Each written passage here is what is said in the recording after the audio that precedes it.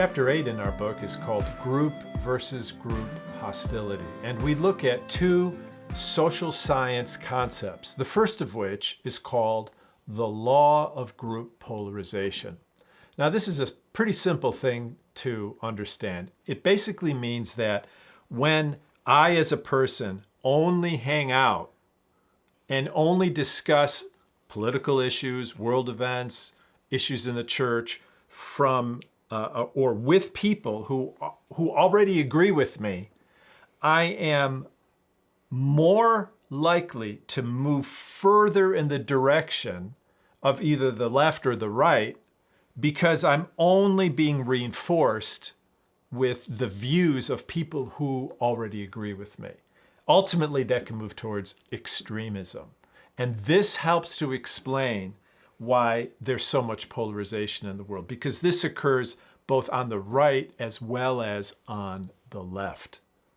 Right. And we can see how even though, post-civil rights era, there's this kind of racial integration happening, although lamentably not happening in the church like it is in the broader society. Ideologically, we are kind of staying in our enclaves. We're kind of isolating ourselves.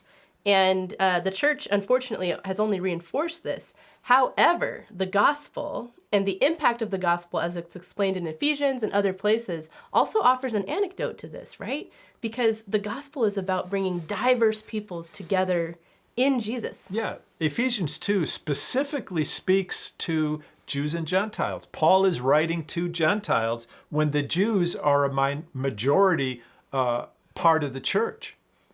And what's the history between Jews and Gentiles? It's a history of hostility. It's a history of insiders versus outsiders.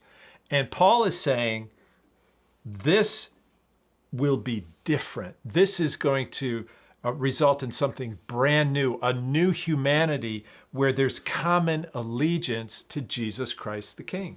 Right. So in this chapter, we'll also deal with the impact of the internet on this, how this is happening specifically in American politics and how we can track those trends, especially since the 1970s, and things which I think you will find very relevant to daily life in the church and in the U.S.